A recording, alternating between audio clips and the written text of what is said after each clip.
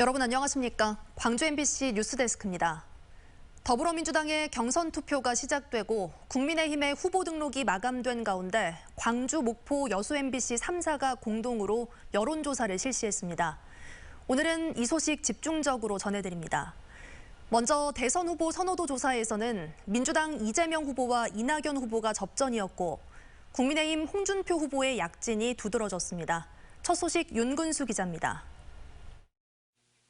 여야를 막론하고 차기 대통령으로 누구를 가장 선호하는지 광주 전남 시도민들에게 물었습니다. 민주당 이재명 후보 34.4%, 이낙연 후보 27.8%, 두 후보 간 격차는 6.6%로 오차 범위 안이었습니다. 그 다음은 홍준표 4.4, 윤석열 3.6, 추미애 3.4, 안철수 2.3, 정세균 2.2, 유승민 2.0, 심상정 1.4%였습니다. 박용진, 김두관, 원희룡, 최재형 후보 등은 1% 미만이었고 지지 후보가 없거나 모름 무응답 비율은 16%였습니다. 범진보 후보 적합도에서는 이재명 34.1%, 이낙연 30.5%로 두 후보가 오차 범위 내 접전 양상이었습니다. 다른 후보들은 한 자릿수를 넘지 못했습니다. 범보수 후보 적합도에서는 홍준표 18.7, 유승민 14.3%로 두 후보가 경합 중이었고 윤석열 후보는 5.9, 안철수 대표는 5.8%로 나타났습니다. 정당 지지도는 더불어민주당이 61.9%로 압도적이었고 국민의힘은 8.6, 열린민주당 5.6, 정의당 4.6, 국민의당은 1.6%였습니다. 문재인 대통령의 국정수행 지지도는 잘하고 있다 72%, 잘못하고 있다 23.4%로 긍정평가가 압도적이었지만 20대 이하에서는 격차가 줄었습니다. 또 차기 대선의 성격에 대해서는 정권 재창출이 필요하다는 의견이 67.8%로 정권 교체 여론 18.1%보다 크게 높았습니다. MBC 뉴스 윤근수입니다. 앞서 보신 것처럼 광주 전남에서는 이재명 후보와 이낙연 후보의 양강 구도가 뚜렷했지만 세부적으로 살펴보면 여론이 조금씩 달랐습니다. 광주에서는 이재명 후보가 우세했고 전남에서는 접전 양상을 보였습니다. 또 야권 후보들 가운데는 윤석열, 홍준표 두 후보가 경합을 벌이는 것으로 나타났습니다. 김주희 기자의 보도입니다. 광주 전남 시도민들에게 지역별 대선 후보 선호도를 물어봤습니다. 광주 지역에서는 더불어민주당 이재명 후보가 34.9%, 이낙연 후보가 25%, 국민의힘 홍준표 4.5%, 더불어민주당 추미애 4.3%, 국민의힘 윤석열 후보가 3.7%로 나타났습니다. 전남 지역에서는 더불어민주당 이재명 후보가 33.9%, 이낙연 후보 30%, 국민의힘 홍준표 4.3%, 윤석열 후보가 3.6%를 기록했습니다. 광주 전남 지역 정당별 대선 후보 선호도도 물어봤습니다. 더불어민주당 지지층에서는 이재명 후보가 42.4%, 이낙연 후보가 37.5%, 정세균 2.7%, 추미애 2.2%로 조사됐습니다. 이 가운데 광주적 민주당 지지층은 이재명 후보가 44.8%, 이낙연 후보가 35%를 차지했습니다. 전남 지역 민주당 지지층은 이재명 후보가 40.7%, 이낙연 후보가 39.3%로 초접전 양상을 보였습니다. 광주 전남 지역 국민의힘 지지층에서는 윤석열 27%, 홍준표 25.3%의 선호도를 기록했습니다. 광주 전남 지역 연령대별 후보 선호도는 이재명 후보가 40대에서 50.8%로 가장 높았고 20대와 70대 이상에서 각각 20.4%로 가장 낮았습니다. 이낙연 후보는 70대 이상에서 48.9%로 가장 높았고 20대에서 11.5%로 가장 낮았습니다. 홍준표 후보는 20대에서 10.2%로 가장 높았고 윤석열 후보는 60대에서 6%로 가장 높은 선호도를 보였습니다. 성별 후보 선호도는 남성 가운데 이재명 후보가 38.4%로 가장 높았고 여성 가운데서는 이낙연 후보가 32.3%로 선호도가 높았습니다. MBC 뉴스 김주희입니다. 광주시장에 대한 여론조사 결과는 이용섭 시장과 강기정 전 정무수석이 오차 범위 내에서 접전을 펼치고 있는 것으로 나타났습니다. 무주공산인 시교육감 선거의 경우 응답자의 10명 가운데 7명이 선택할 사람이 없거나 모른다고 응답했습니다. 계속해서 송정근 기자입니다. 이용섭 광주시장이 시정 운영을 잘하고 있는지에 대해서 물었습니다. 매우 잘하고 있다는 5.2%, 잘하는 편이다는 52.1%로 응답자의 57.3%가 이 시장의 시정 운영에 대해 긍정적으로 평가했습니다. 하지만 시장 선거 출마 의사를 밝힌 인물들의 선호도 조사는 달랐습니다.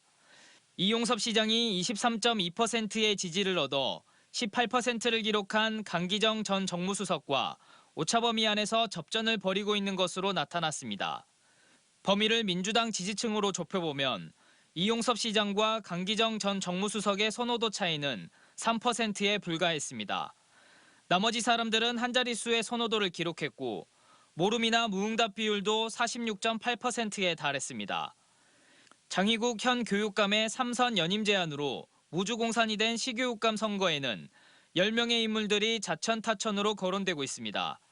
하지만 대부분 10%에도 미치지 못하는 낮은 선호도를 보이고 있는 데다 거론되는 인물들이 모두 오차 범위 안에 들어와 있는 것으로 조사됐습니다.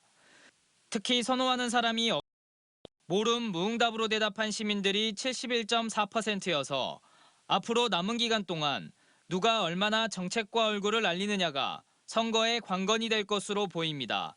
MBC 뉴스 송정근입니다. 차기 전남지사와 전남교육감 선호도 조사에서는 현직이 우세한 것으로 나타났습니다. 하지만 모두 무응답층 비율이 높아 아직 지지 후보를 결정하지 못한 유권자가 많은 것으로 조사됐습니다. 보도에 김양훈 기자입니다. 차기 전남지사 후보군 가운데 누구를 선호하는지 전남 지역민들에게 물었습니다.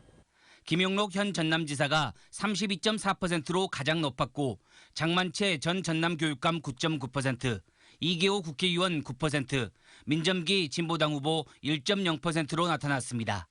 하지만 지지 후보가 없거나 모름, 무응답 비율이 47.5%로 높았습니다. 김용록 현 도지사는 50대 이상 그리고 전남 산업권에서 상대적으로 높은 선호도를 보였고 장만채 전 전남교육감은 18세에서 29세 사이인 젊은 층에서 상대적으로 높은 선호도를 보였습니다. 김용록 현 전남지사의 도정 운영평가는 긍정평가가 70.1%로 부정평가 12.5%보다 5배 이상 많았습니다. 차기 전남교육감 후보군 가운데 누구를 선호하는지 물었습니다. 장소궁 현 전남교육감이 17.5%로 가장 높았고 김대중 전 전남교육감 비서실장 6.8%, 김동환 현 보성 등량남초등학교 교장이 3.2%로 나타났습니다. 차기 교육감 후보 선호도 조사에서도 지지 후보가 없거나 모름, 무응답 비율이 72%에 달했습니다. 이번 여론조사는 광주, 목포 여수 MBC가 코리아 리서치 인터내셔널에 의뢰해 8월 30일부터 31일까지 이틀 동안 광주 전남 지역민들을 대상으로 실시했으며 표본 오차는 광주 전남 각각 95% 신뢰 수준에 플러스 마이너스 3.5%포인트로 그 밖의 사항은 중앙선거 여론조사 심의위원회 홈페이지를 참고하면 됩니다. MBC 뉴스 김양훈입니다.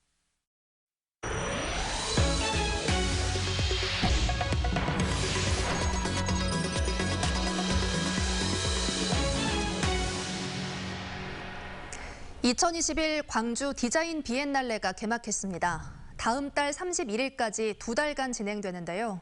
코로나 이후 4차 산업혁명 시대를 이끌 미래 디자인의 비전과 방향을 한자리에서 살펴볼 수 있습니다. 조현성 기자의 보도입니다. 관람객의 몸짓에 따라 수묵화 속 대나무가 흔들리며 바람소리를 냅니다.